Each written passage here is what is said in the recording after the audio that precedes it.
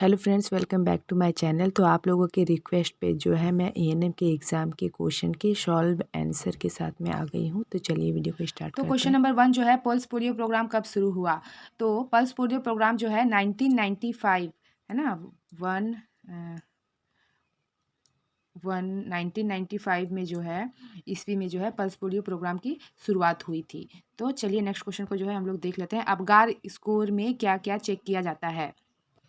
तो ये जो है हमारा अबगार स्कोर का देख रहे हो, इसको पूरा एक्सप्लेन किया गया है। अबगार स्कोर में जो है बहुत सारी चीज़ों को देखा जाता है, जैसे अपीयरेंस हो गया, पल्स हो गया, है ना? रिफ्लेक्स जो है वो देखा जाता है, एक्टिविटीज़ और रेस्पिरेशन जो देखा जाता है। ये न्यूबॉर्न्स का जो है जब बच्चा जन्म लेता है तुरंत तो उसके जो है अबगार को देखा जाता है, ठीक है? और जो है उसके बाद जो है नेक्स्ट अबगार जो है 5 मिनट के बाद देखा जाता है। जो जस्ट आफ्टर बर्थ जो अबगार देखा जाता है, उससे जो है 5 मिनट्स के बाद जो अबगार देखा जाता है, उसका जो है स्कोर ज़्यादा होता है, ठीक है? तो ये सारी चीज़ें जो हैं आपको अबगार स्कोर में देखने को मिलती हैं। है हमारा गर्भावस्था के कौन से सप्ताह के दौरान क्विकनिंग का अनुभव होता है? तो गर्भावस्था में जो है आपका 16 से जो है 20 वीक्स के दौरान जो है 16 से 20 सप्ताह के दौरान जो है क्विकनिंग का अनुभव होता है। जो प्राइमरी ग्रेविडा होती है उनमें जो है क्या होता है आपका 20 सप्ताह तक में जो है क्विकनिंग का अनुभव होना शुरू हो जाता है या उसके बाद जो है वो शुरू होता है। पेशेंट को जो है प्राइमरी ग्रेविडा में जो है शुरुआती के दौर पर ये स्टार्ट तो हो जाता है 16 वीक से ही, लेकिन उनको जो है उस टाइम में लगता है बाउल मूवमेंट हो रहा है, फ्लैटनेस हो रहा है, उस टाइप का फील होता है। तो उनको पता नहीं चलता है कि ये क्विकनिंग है। बट जो मल्टी ग्रेविडा जो रहती हैं उनमें जो है उनको जल्दी फील होना स्टार्ट हो जाता है। तो यहाँ पे जो है आपका जो इसका आंसर होगा वो होगा 16 टू 20 वीक्स में, ठीक है? ये आपको देख लेना है और उसके हिसाब से जो है अगर मल्टी का बोला जाएगा तो आप 16 वीक्स जो है उसके बाद जो है उनको फीलिंग जो है आनी शुरू हो जाती है और जो प्राइमरी रहती है उनमें थोड़ा लेट होता है। तो 16 टू 20 वीक जो है आप इसका आंसर लिख सकते हो, ठीक है? देन नेक्स्ट क्वेश्चन हम लोग देख लेते हैं। प्राइमरी ग्रेविडा में पार्टोग्राफ में अव्यक्त चरण की अवधि होती है। अव्यक्त जो है आपका चरण इसका मतलब जो होता है कि गर्भाशय जो है वो ग्रीवा से शुरू होता है, मतलब गर्भाशय जो ग्रीवा जो है सर्विक्स का जो है वो क्या हो रहा है आपका फैलना शुरू हो जाता है और इसमें जो है आपका अव्यक्त चरण में जो है इसकी अवधि जो है प्राइमरी ग्रेविडा में जो है आपकी होती है 8 घंटे जो है इसकी अवधि होती है, ठीक है? और अव्यक्त चरण में जो है आपका कितना होता है 0 टू 3 सेंटीमीटर जो है आपका डायलिटेशन होता है, ठीक है? और अव्यक्त चरण के बाद जो है दूसरा चरण जो आता है वो आपका होता है सक्रिय चरण। सक्रिय चरण में जो है 3 से 10 सेंटीमीटर तक जो है ग्रीवा का फैलाव होता है और तो इस तरह से 2 चरण जो है आपको देखने को मिलते हैं। तो अव्यक्त चरण का आंसर जो है आपको पता चल गया कितने होते हैं, तो 8 घंटे जो है आपका प्राइमरी ग्रेविडा में होता है। चलिए नेक्स्ट क्वेश्चन को देख लेते हैं। हड्डी का घनत्व कम होने की स्थिति क्या कहलाती है? तो हड्डियों का जो घनत्व है उसकी कम होने की स्थिति को हम लोग क्या बोलते हैं? ऑस्टियोपोरोसिस जो है वो बोलते हैं, ठीक है? ऑस्टियोपोरोसिस बोलते हैं और ऑस्टियोपोरोसिस क्या होता है? ये हड्डियों का एक जो है मेटाबॉलिज्म है जिसके कारण जो है क्या होता है आपका कि हड्डियाँ जो है उसका घनत्व कम हो जाता है, ठीक है? और जिसके कारण हड्डियाँ जो है कमज़ोर हो जाती है, हड्डियाँ जो है वो टूट सकती है, फ्रैक्चर जो है कमज़ोर होने के कारण जो है वो टूट सकती है, उनमें फ्रैक्चर हो सकता है। ये सारे जो हैं इसके कारण क्या हो सकते हैं आपका ऑस्टियोपोरोसिस के? तो ऑस्टियोपोरोसिस का जो कारण है वो होता है मेल्स में जो है वो टेस्टोस्टेरोन हार्मोन्स की कमी की वजह से हो सकता है in males and in female में जो है क्या है आपका कि फीमेल्स में जो है एनोरेक्सिया नर्वोसा मतलब कि खाने भूख नहीं लगना, कम खाना खाना, ठीक है? विटामिन डी की कमी, कैल्शियम की कमी, सही से साग सब्जी का सेवन नहीं करना, वेजिटेबल्स का सेवन नहीं करना, जिसकी वजह से जो है क्या होता है कि आपका हड्डियाँ कमज़ोर हो जाती हैं, उनका घनत्व जो है वो धीरे-धीरे कम हो जाता है, जिसको कि हम लोग क्या बोलते हैं ऑस्टियोपोरोसिस बोलते हैं, ठीक है? तो ये आपको समझ में आ गया कि इसका आंसर क्या होगा? इसका आंसर होगा ऑस्टियोपोरोसिस। देन चलिए नेक्स्ट क्वेश्चन को हम लोग देख लेते हैं। नेक्स्ट जो है हमारा क्वेश्चन है वो है फैलोपियन ट्यूब की बाहरी पार्ट को बाहरी पार्ट कौन-सा है? फैलोपियन ट्यूब के जो बाहरी लेयर है उसको हम लोग क्या बोलते हैं? एक्चुअल क्वेश्चन जो है आपका ये आया था फैलोपियन ट्यूब की बाहरी लेयर को क्या कहते हैं? तो फैलोपियन ट्यूब की जो बाहरी लेयर है, फैलोपियन ट्यूब की 3 लेयर्स होते हैं।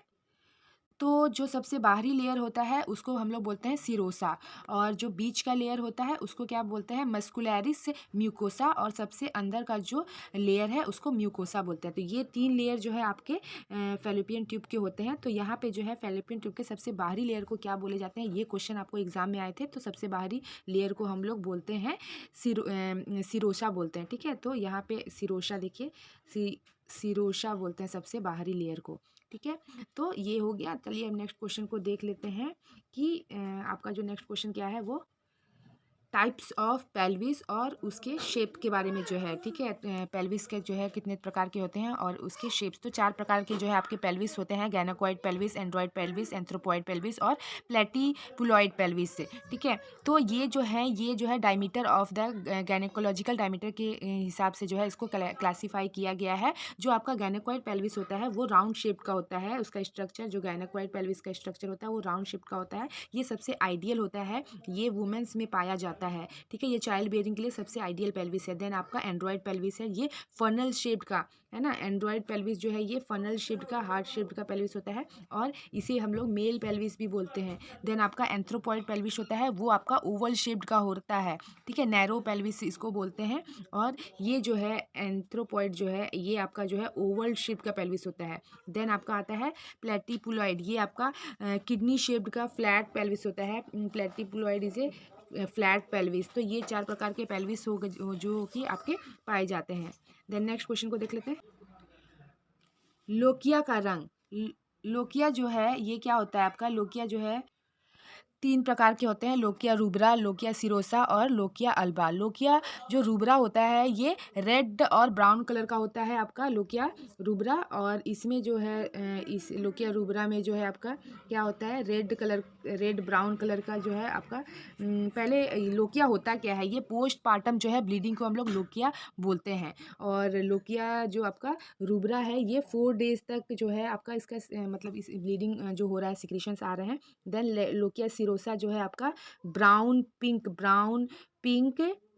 और ब्राउन पिंक ब्राउन कलर का रहेगा। और ये जो है आपका 22 डेज तक सिक्रीशन जो है मतलब कि जो है आते रहते हैं। देन लोकिया अल्बा आता है, ये आपका येलोइश वाइट कलर का होता है और इसकी अवधि जो होती है लोकिया आपका अल्बा की, ये 2 वीक्स से लेकर के आपका 6 वीक्स तक जो है ये आता है। ठीक है, ये वाइटिश कलर का होता है। तो ये डिफरेंट टाइप्स ऑफ लोकिया हो गए जो कि आपका सिक्रीट होते हैं आफ्टर, मतलब कि ब्लीडिंग के जैसा वो निकलते रहते हैं वजाइना से, उसको हम लोग बोलते हैं। ठीक है, लोकिया उसको बोलते हैं। ये 3 प्रकार के होते हैं, तो इसको ध्यान में रखना है आपको हर बार। देन नेक्स्ट क्वेश्चन को देख लेते हैं। नेक्स्ट क्वेश्चन क्या है, फेफड़ों में मेडिकेशन किस विधि द्वारा दी जाती है, मतलब कि दवाई जो है वो लंग्स तक अगर पहुंचाना है तो उस विधि को क्या बोलते हैं, तो उस विधि को हम लोग क्या बोलते हैं। फेफड़े में दवा जो है इन्हेलेशन मेथड द्वारा दी जाती है। जो है वो है ऑटोक्लेविंग का तापमान जो है वो कितना होता है।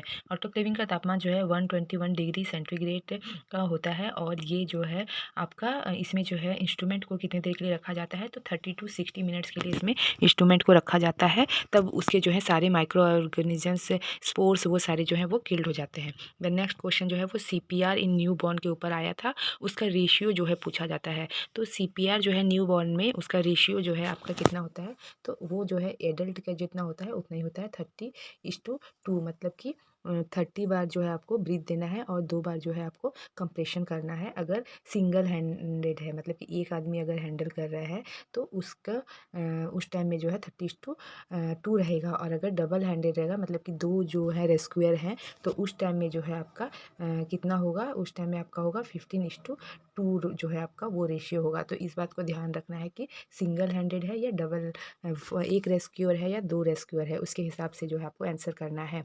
और इसमें जो है ब्रीथिंग के बारे में अगर पूछा जाता है कि कितना ब्रीथिंग देना है, तो वो जो है 40 to 60 ब्रीथ्स जो है वो देना है। ठीक है, स्क्वीज़ जो है जो आपको जो है ये पीपी के थ्रू जो स्क्वीजिंग करके जो है ब्रीथ दिया जाता है, वो कितना बार दिया जाता है, तो 40 to 60 ब्रीथ्स दिया जाता है। ठीक है, तो ये आपको याद रखना है। चलिए अब नेक्स्ट क्वेश्चन को देख लेते हैं। नेक्स्ट जो क्वेश्चन है वो है आपका कॉर्पस लूटियम क्या है। ठीक है, कॉर्पस लूटियम जो है ये कम्प्लीटली नॉर्मल सिस्ट होता है जो ओवरी में बनता है। ठीक है, एक महिला में बनता है जो चाइल्ड बियरिंग एज की होती है। यह सिस्ट जो है जो कि एक ग्रुप ऑफ सेल होता है। कॉर्पस ल्यूटियम से जो है प्रोजेस्टेरोन हार्मोन्स जो है वो निकलते हैं, जो कि स्टेरॉइड हार्मोन्स होते हैं, जो कि इंडोमेट्रियम के जो डेसिडुआ होता है उसके डेवलपमेंट के लिए रिस्पॉन्सिबल होते हैं। जो इंडोमेट्रियम का जो का में जो लेयर्स बनते हैं उसके लिए ये रिस्पॉन्सिबल होते हैं। कॉर्पस ल्यूटियम से जो है रिलैक्सिन हार्मोन भी क्रिएट होता है, जो क्या करता है सिम्फेसिस प्यूबिस को मुलायम कर देता है, जो कि आपका चाइल्ड बर्थ के टाइम में जो है सिम्फेसिस प्यूबिस लूज हो जाते हैं और जो है कैनाल जो है वो बड़ा हो जाता है और जिसके थ्रू जो है बेबी पास होता है। तो ये सारे जो है कॉर्पस ल्यूटियम के का वर्क हो गया और कॉर्पस ल्यूटियम से जो है progesterone and relaxin hormone secrete होते हैं। चलिए नेक्स्ट क्वेश्चन को देख लेते हैं। नेक्स्ट को जो है हमारा क्वेश्चन है वो है कोरोना वैक्सीन का स्टोरेज के बारे में, कि कोरोना वैक्सीन को किस तरह से स्टोर किया जाता है। तो कोरोना वैक्सीन जो है, जब कोविड वैक्सीन जो है आपका क्या होता है कि ये जो है मतलब कि जब इसका जो है इसको जब डिलीवर्ड किया जाता है, जब ये बनता है उसके बाद जो है इसकी डिलीवरी से पहले या फिर डिलीवरी के टाइम में है जो इसका टेम्परेचर जो है वो कितना होना चाहिए, कितने डिग्री पे इसको स्टोर किया जाता है। तो -50 डिग्री सेंटीग्रेड से लेकर के -15 डिग्री सेंटीग्रेड पे जो है ये स्टोर्ड करके और इसकी डिलीवरी होती है और इसको जो है वो जहाँ तक इसको पहुँचाना है वहाँ तक इसको पहुँचाया जाता है। देन इसके बाद जो है क्या होता है कि ये जो वैक्सीन है कोविड वैक्सीन, ये जो है आपका जब इसको स्टोरिंग किया जाता है जिस जगह पे वो पहुँच जाता है और उस टाइम में अनपंक्चर्ड, मतलब कि बिना इसको पंक्चर्ड करके इसको जो है स्टोर्ड किया जाता है, तो उस टाइम में जो है इसका टेम्परेचर कितना होना चाहिए, तो ये उस टाइम में भी जो है -50 डिग्री से लेकर के -15 डिग्री, ठीक है, इतना टेम्परेचर होना चाहिए। और सेंटीग्रेड में अगर बोला जाए, फ़ारेनहाइट में बोला जाए तो -58 डिग्री फ़ारेनहाइट से लेकर के माइनस जो है आपका 5 डिग्री फ़ारेनहाइट जो है ये होना चाहिए, ठीक है।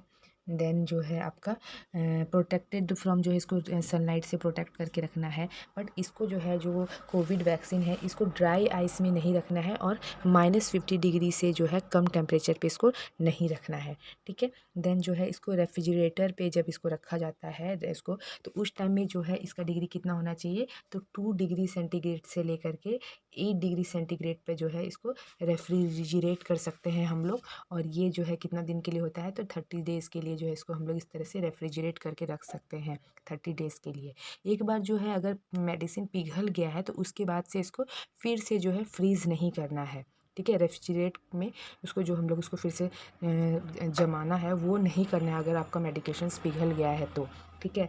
और जो है आपका क्या है फिर इसमें कि जब आपका ये होता है, जब उसको कोल्ड कोल्ड रूम में या फिर नॉर्मल टेम्परेचर पे, रूम टेम्परेचर पे जो है जब ये आता है, ठीक है, अनपैक्ड, मतलब ये ओपन नहीं हुआ है, ठीक है, उस टाइम पे जो है रूम टेम्परेचर पे इसका कितना होता है, तो 8 डिग्री सेंटीग्रेड से लेकर के 25 डिग्री सेंटीग्रेड पर ये मेडिकेशन जो है ये रहता है। बट ये 24 घंटे के लिए रहता है, सिर्फ 24 घंटे तक आप लोग इसको रूम टेम्परेचर पे या कोल्ड रूम में जो है इसको रख सकते हैं 8 डिग्री से लेकर के 25 डिग्री तक, ठीक है, 24 घंटे के लिए। उसके बाद जो है फिर इसको आपको क्या करना है, फिर उसके बाद जो है ये मेडिकेशन जो है, उसके बाद जब अगर ये जो है ना पंक्चर्ड वाइल, अगर जो है मेडिकेशन को आपने पंक्चर्ड कर दिया है तो उस टाइम में जो है वो जो है 2 डिग्री सेंटीग्रेड से 25 डिग्री सेंटीग्रेड तक जो है वो रहेगा, ठीक है।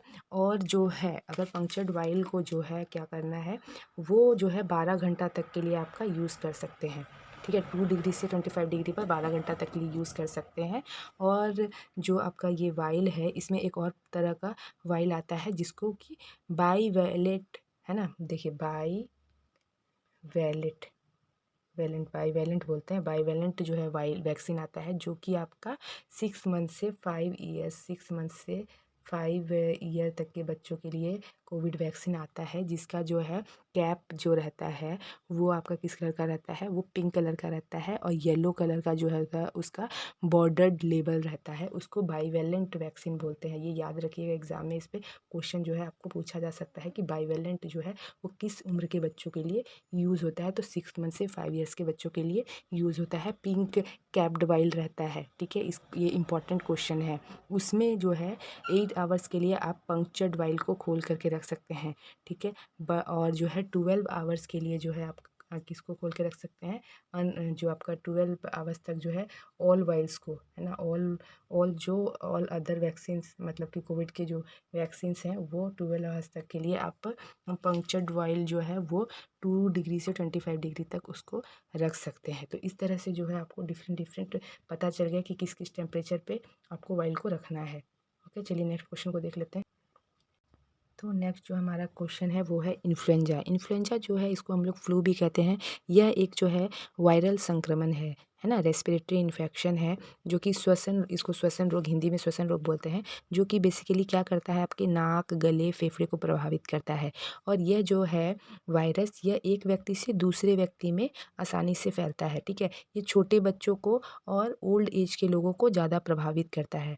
और इसका जो इन्फ्लुएंजा जो है वो अपने आप ही ठीक हो जाता है, बट कुछ कुछ जो है केसेस में इन्फ्लुएंजा जो है वो गंभीर रूप ले लेता है और जो व्यक्ति है उसकी स्थिति जो है वो आपकी बिगड़ जाती है। तो एग्ज़ाम में जो है आपको इसके ऊपर भी आपका क्वेश्चंस आए थे।